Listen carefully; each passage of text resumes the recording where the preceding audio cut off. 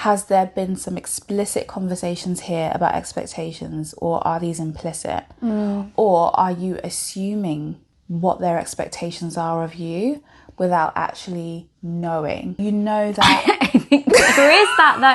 But that's why I said it at the start. Like, I paid my dues to my parents. Now it's going to be my turn. I'm going to case of like making them feel guilty to then be like, okay, fine, we'll move. I think it's just about expressing it in a way where it's like it is taking its toll, but that part is for us to figure out. Welcome back, guys, for part 2 of this week's The Therapy Floor. If you missed our first session, first dilemma, go back and check it out. I thought you were going to tell them what it was about. I am about to tell them what it's about. What it's about is... It's like, I'm not telling you, just go watch it. Yeah. We had a really good dilemma about motherhood, and someone really struggling with, the fear of, am I going to be a good mother?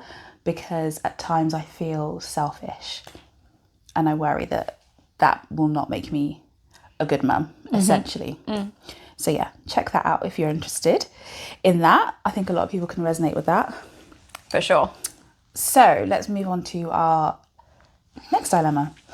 So this comes from a male in his early 40s, and he says, I'm struggling with a significant decision regarding my aging parents. My parents, who are both in their late 70s, have been experiencing declining health and increasingly need assistance with daily activities. They've refused to consider moving to an assisted living facility, insisting on staying in their home, which is filled with memories and comfort for them. However, managing their care has become overwhelming for me, both emotionally and physically. I visit them daily, manage their medical appointments, and handle their household chores, which is starting to take a toll on my own family life and mental health. I'm torn between respecting their wishes to remain at home and my growing concern for their well-being and my own capacity to provide the necessary care. How can I navigate this challenging situation and make a decision that respects my parents' desires while also addressing the practical realities of their care needs and my own well-being? What steps can I take to find a balanced solution that ensures their safety and my ability to maintain my responsibilities and health? That's a heavy one. It is a heavy one. Huge responsibility. I wonder if this is a responsibility that is actually his. Is it? I've got to admit that I'm not so well versed on care, like stay-at-home care, and at what point as a relative can you intervene and have, like, what's the word? Not parental rights, but, you know.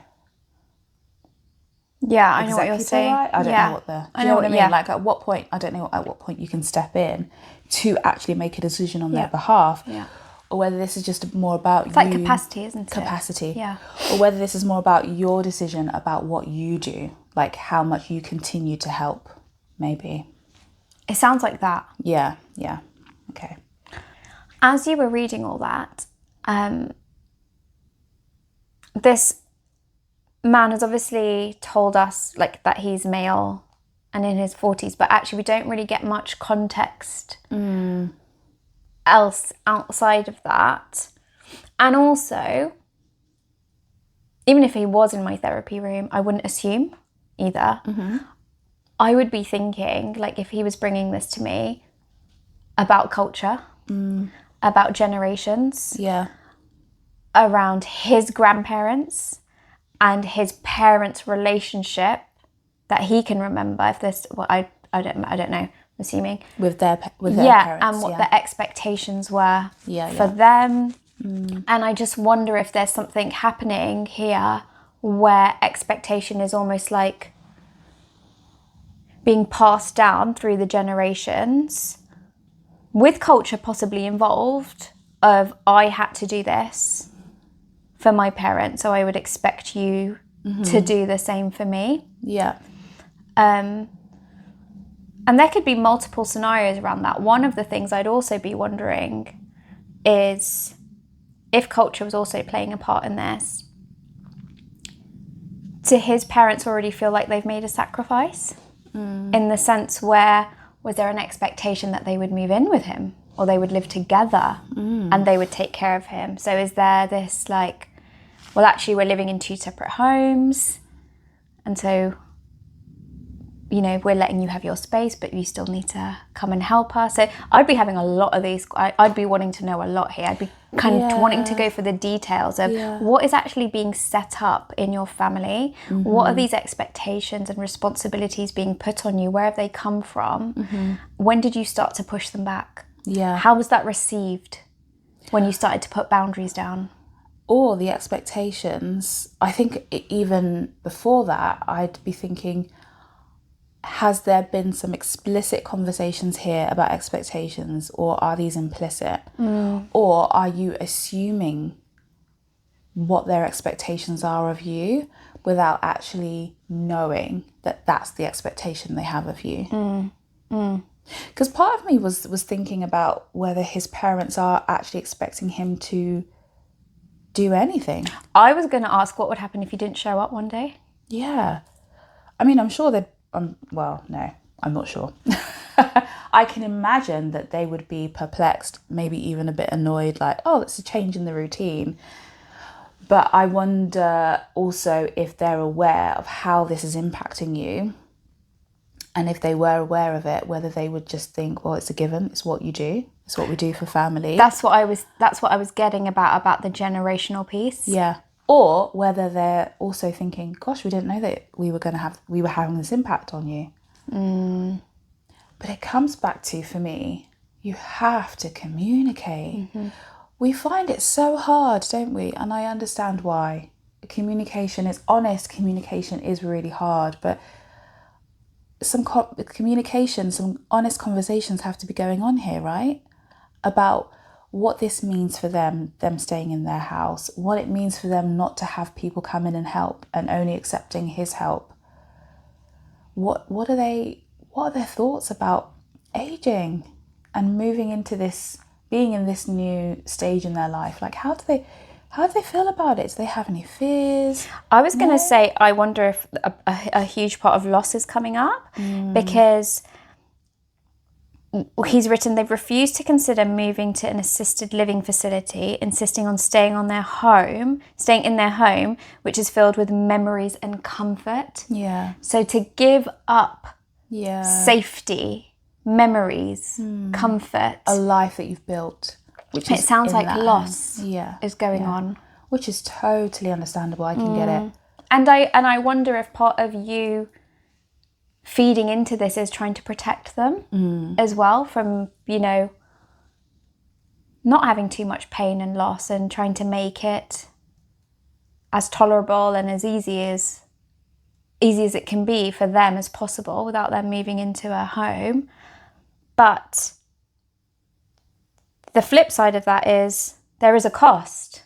Yeah. And the cost is, as you said, your mental health, your well-being, your family that you've built. What implications is it having with you, your partner, your children, if you have any? Yeah.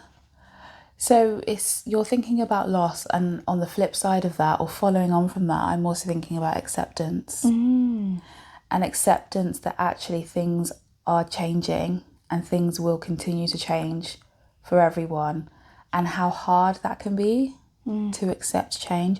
I mean, I don't know, like, if I'm blessed to see old age, I don't know how I will handle change and handle loss and accept that actually things can't continue as they are. They can't.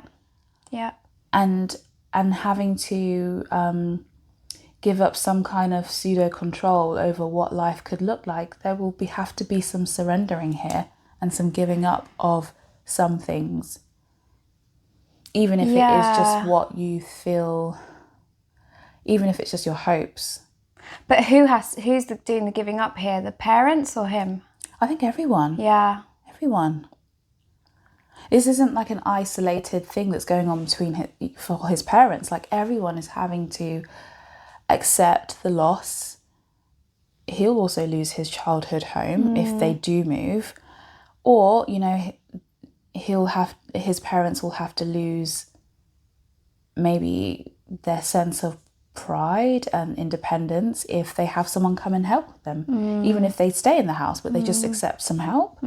There is an element of loss and also acceptance throughout all of this, which I think is really sad for me. Yeah. I'm feeling sad thinking about it. I felt sad when you read it. Yeah. I didn't until now. Yeah, you had a different... When we just read it before, Yeah. you had quite a different reaction. I was like, they're being stubborn. They're being stubborn. Because it just... This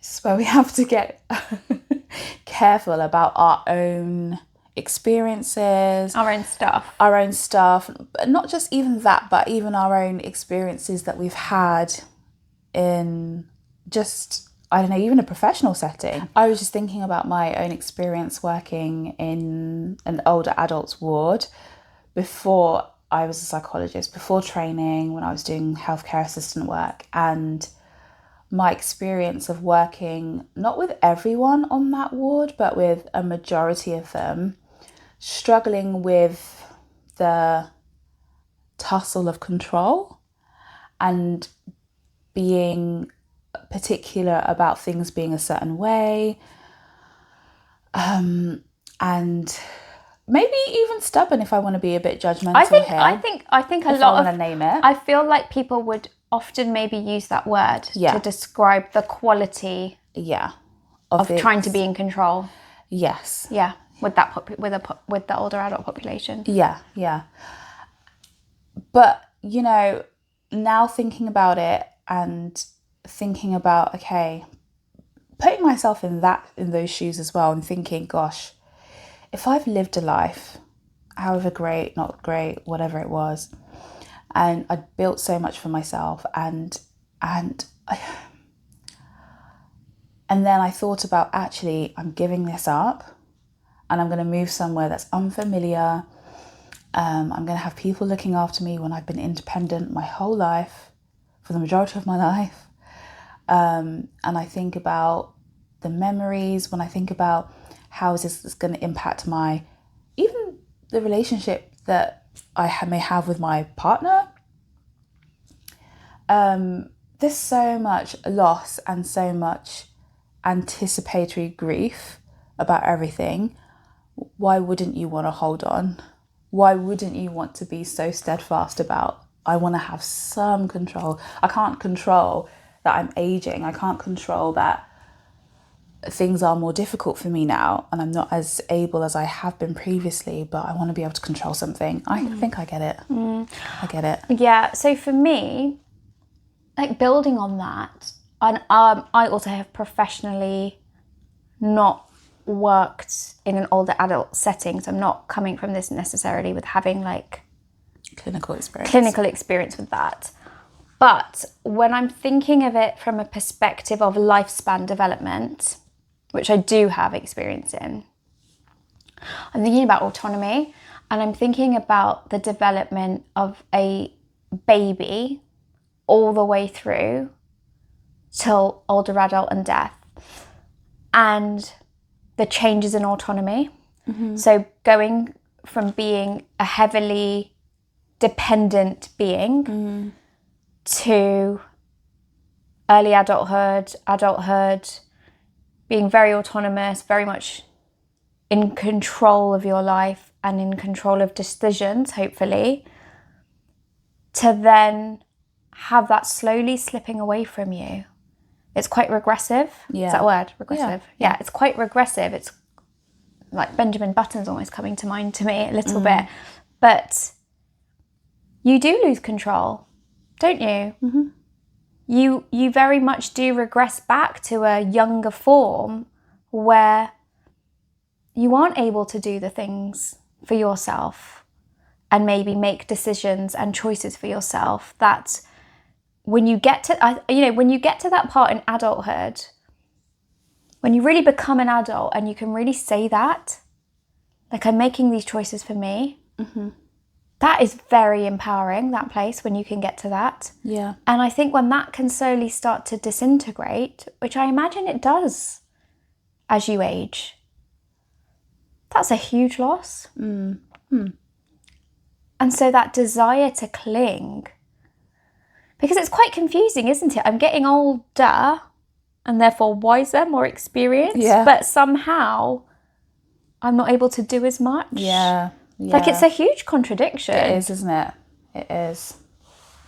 And I don't know if you've ever had this, but I've had people say to me, like, when they're speaking about their parents, elderly parents, that they will be like, it's like having a baby again. Yeah.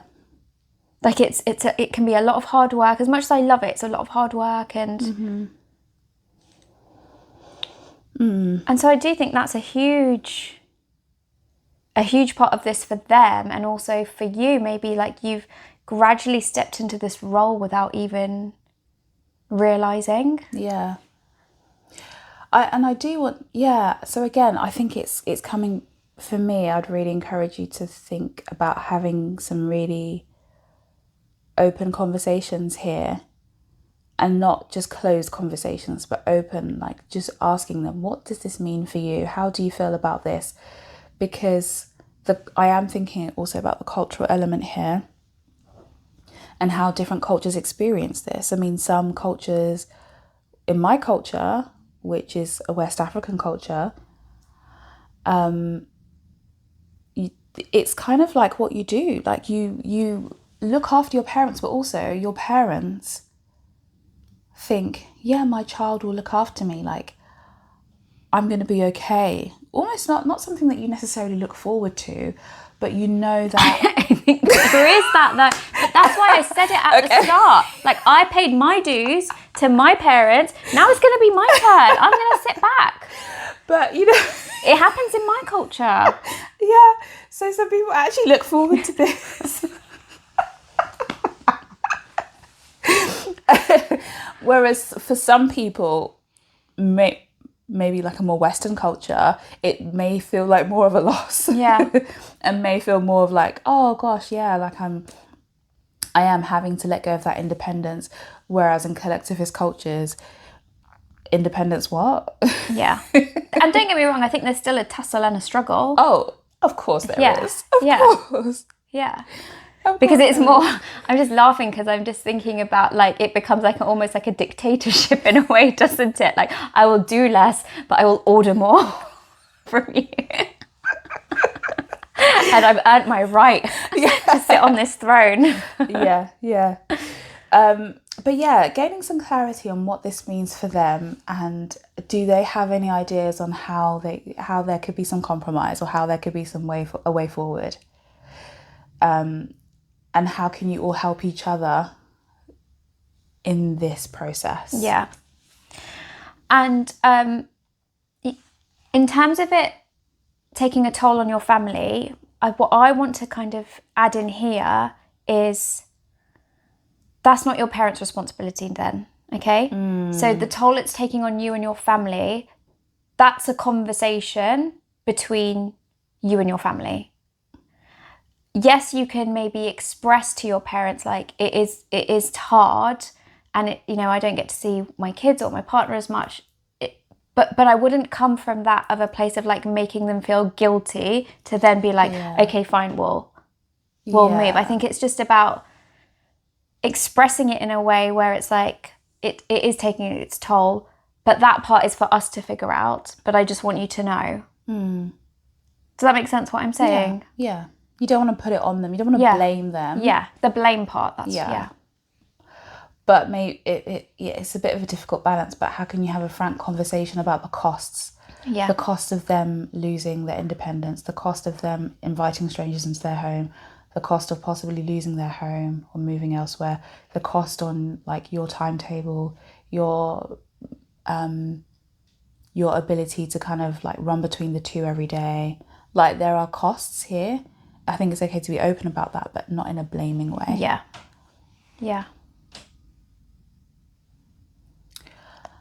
All right. I hope that's been somewhat helpful. Kind of touched on a few things there, a few aspects. I don't know if we've solved this, not dilemma, but we've not given you the answer, what you need to do. You're either doing this or doing that, but it's an invitation for you to have further conversation, thinking about these different aspects. I know I have a habit of picking it up just as about we're about to end. But I think that's why people don't have the difficult conversations, because it's like, I need to have the answer ready. Whereas I think let this be an organic process for you and your families. And as Vicky's saying, don't go in closed. Let it be open. Yeah. Without answers in mind, but knowing change has to happen. Yeah. Yeah, so have those conversations. Thank you for sending this in. I think that wraps us up nicely for today, doesn't it? Yeah. We'll be back next week with more dilemmas.